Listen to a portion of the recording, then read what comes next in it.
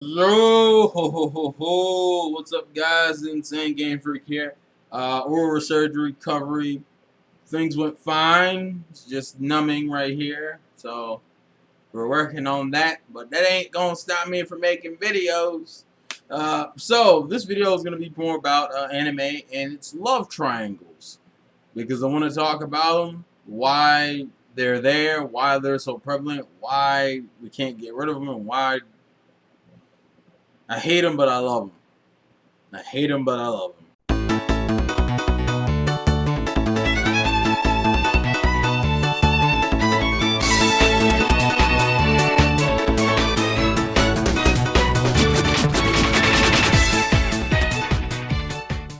Okay, so we kind of brought this on as kind of a combination of Nisekoi and Snafu. For those who have been keeping up with the Nisekoi manga, you would know the Nisekoi manga is kind of currently going through its winding down.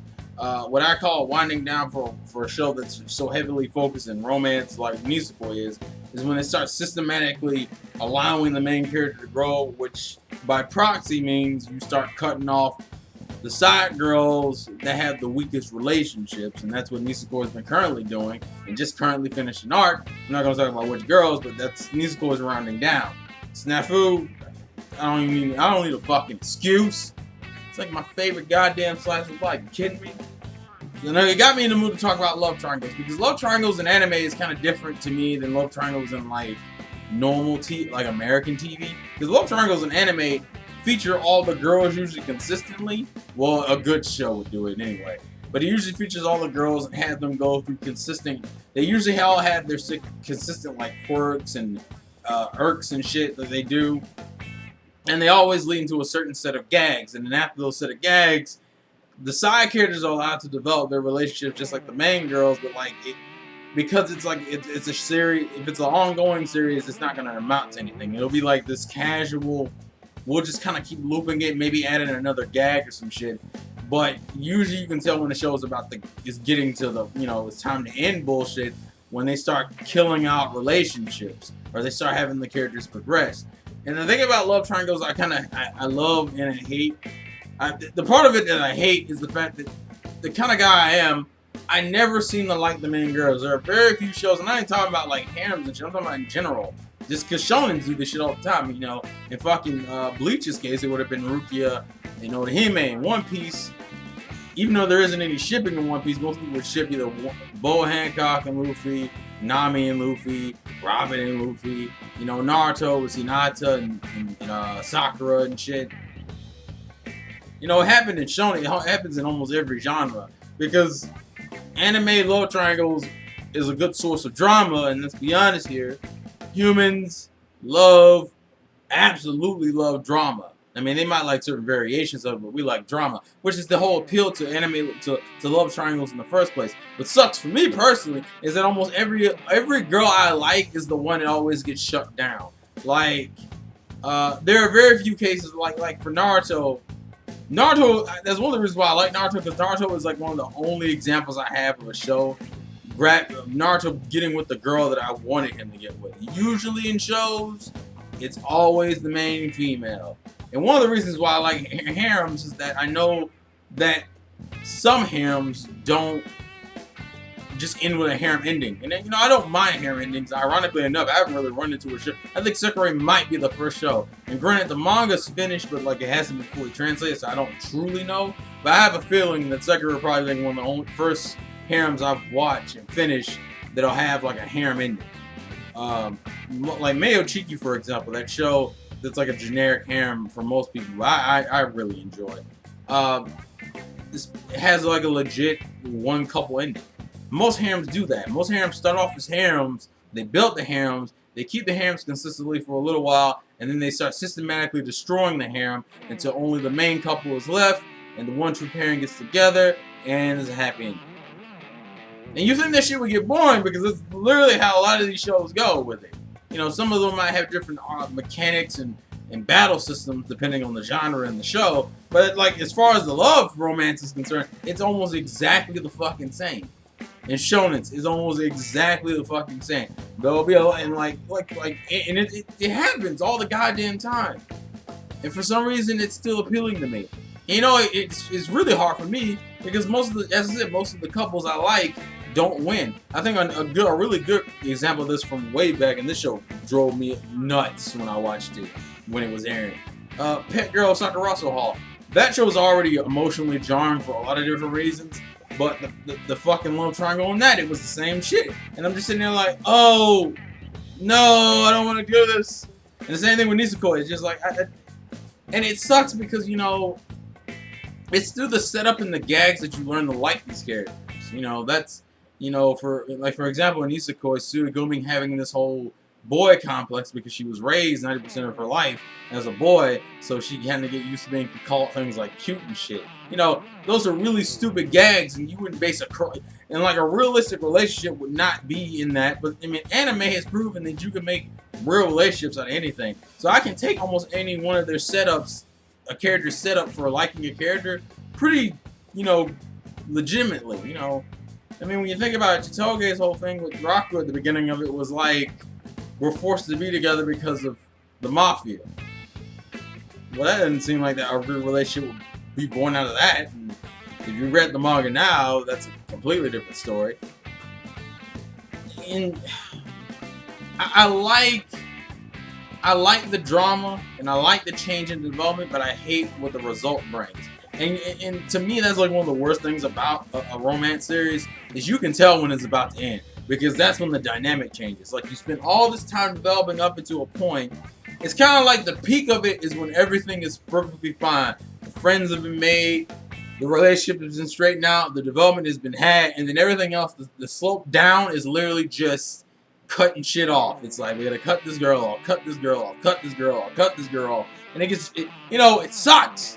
It sucks because it's like, I don't want to see my other waifus get turned down. I mean, in Mayo Chiki, you had what? You had Subaru, you had Suzuki, you had Usami, and you had Nakaru.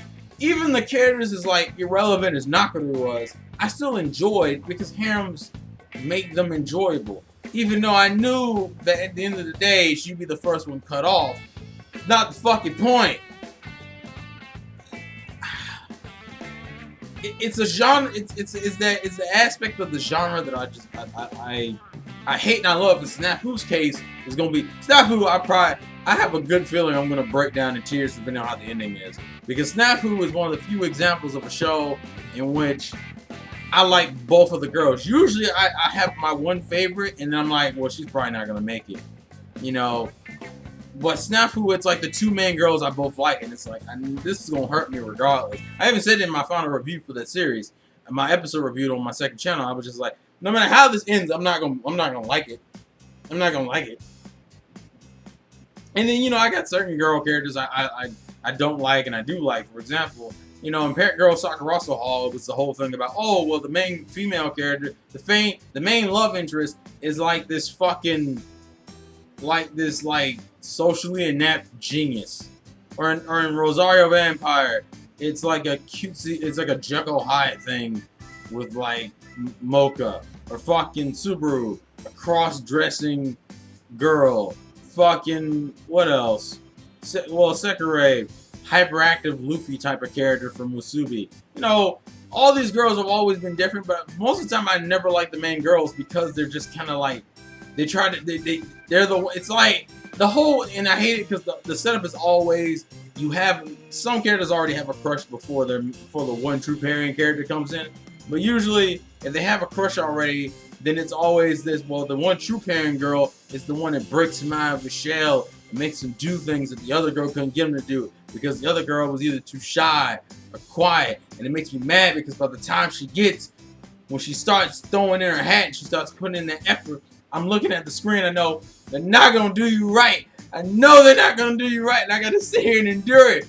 And it's like, I mean, and things like Toradora frustrate the shit out of me for that. You know, I like, I'm probably gonna call the wrong name, but Minori. I like Minori as a love interest for fucking Ryuji. It's not what the fuck happened. It's not what the fuck happened, and obviously, you know, you can look at the goddamn cover of the series and go, yeah. Usually, whatever the premise of the show is, that's probably the main couple. It's rare that something else changes from that. Which is why I say I like Naruto so much, because Naruto proved the side chicks that the side character can get into that 1-2 pairing spot. I just don't think enough shows do it personally. It's always this shit. Oh, well, I mean, it's kind of like, who do we think Ichigo's gonna get with, Rukia or Orihime? As if we really didn't fucking know. As if we really didn't fucking know. We fucking know. We absolutely fucking know. Come on, man. You know, same thing with Toradora. Are we surprised? Most people weren't surprised by that ending. By that pairing, I mean. You know, even Shonen Jump shows like what, Medaka, fucking Bakemonogatari, you know. It's the same shit. You know, the main girl usually is the one that ends up with them. And it's like I love the journey there. I just hate the final countdown shit. You know, we gotta cut this girl off and cut this girl off and cut this girl off. But then the question goes, why do we still watch these shows knowing that this shit's still gonna happen? You know, if you're like me, a lot of your favorite characters are the ones that don't end up with a person. And then even then, sometimes you want them to end up with the main character specifically. Like fucking, I know there was a manga I was reading a while ago. It reminded me a lot of Kenichi. They did the same setup with like 3 or 4 different girls having things for them, and obviously having that one girl who's overly attached, like in Nisiko's case, that'd be Marika. And when in that manga decided to handle the whole cutting off the girls thing in a different way, in their way, they introduced another guy character for that girl to fall in love with. And so I gotta watch, and I hate that shit. I gotta watch a character I like systematically fall out of love with the main character, or at least just not be in love with him as much, or just fall in love with another fucking character, and I'm just salty. I'm salty. I like this. It's like stupid shit that I shouldn't care about, but I care about, which is why I watch the shit in the first place. So I get salty when the waifus and the husbandos don't end up together, and it's like, ah! It's fuck, man. And it sucks. But you know that to me, that's also a makings of a good show. If you're that emotionally invested where you start feeling salty or sad when you see a girl that you care about not go anywhere, it's like, damn it, you got me emotionally fucked.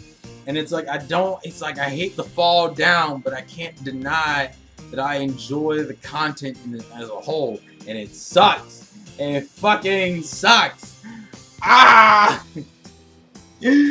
It's like fucking the pet girl of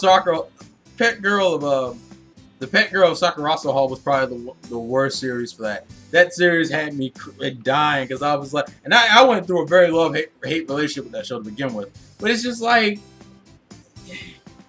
it's like you know where it's going, but it still hurts you. And to me, that's also a mark of a good show anyway. You know, a show that can emotionally invest you even with like a really obvious plot line. It's just, you love the triangle for the gags and the silly situations it sets up, but you start hating it when they start taking that shit seriously and they start systematically getting rid of shit. I feel like I'm kind of repeating myself, and I probably am. It's just, we keep watching because we like the drama and we like to see these characters move forward. Even, you know, at the end of the day, even if your favorite girl doesn't end up with the guy you wanted her to, you know, I don't like Sakura. I've made that explicitly clear. Hey man, at least she got the guy she was going after. Whether I think that's a bad message in terms of relationships or not, at least Sakura got the guy she was going for. The mark of a good show is the show that makes you like it despite losing what you loved about it in the beginning. A lot of people like harem specifically and romance shows because of the gags and the comedy that was based around the stressful love triangle situation that the series presented you in the beginning. And then the moment the series started to take itself seriously and started to really develop those relationships and then proceed to push past that and have the main guy or girl choose the person they really want to be with, it's like you lose the gags. The gags aren't, you can't have gags in that situation anymore because the gag was based around the awkwardness of them not realizing their feelings. And you're like, no, but I like the gags. I want the gags to stay. But at the same time, it's like, hey man, they've changed. They become better people now. A good example of that was fucking Mayo Cheeky with the Butler shit, because the manga actually is over and I've probably seen the ending. You can't have the Butler gags and the awkward situations with them in the bathroom and shit because, you know, they're hot, they're in the boys' bathroom, but Subaru's a girl and he can't get undressed for gym class and shit. You know, we can't have those gags after a certain point in the story because characters have changed, developments have changed. And it's one of those things you love but you hate. You miss the goofiness and the silliness of it all. And then people in the back will be like, why don't you just fucking rewatch the series? Because I want new chapters to do that shit in funny ways. Fuck it. Which is probably why we keep watching these series. I don't know. That was just a thought rambling in my mind. Just leave your thoughts and comments in the comment section below. How do you feel about love triangles and perspective genres and how they're handled? And what do you love and what do you hate about them? Fucking... And tell me if you're more of a side shipper or a main shipper. What that really means is that a main shipper means that the main girl that's introduced in the story, you ship the main couple, like the blatantly obvious in the manga couple, versus the side couples, which are the ones that maybe not have the same level of development, but are still like there, like the secondary girl, or the third girl, you know. Anyways, this has been the Insane Game Freak. Life's a game, play to win, and I'll catch you guys later. Peace out.